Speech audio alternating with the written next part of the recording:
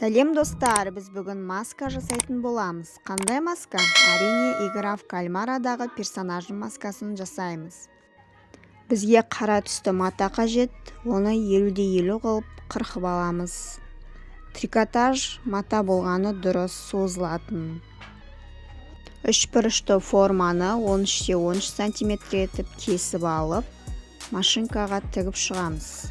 Мен фетр матасын қолдандым, сіз кез келген ақ матаны қолдансаңыз болады.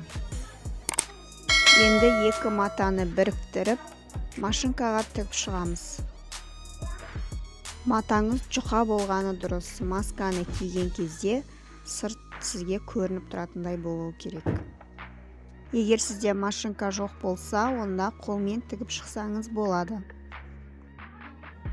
Беттестіріп тігіп шыққан матамызды ішінен сыртына қарай аударамыз.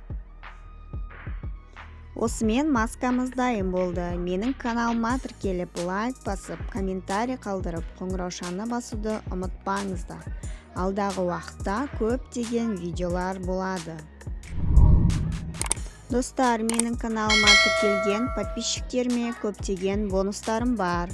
Күтіңіздер, сау болыңыздар.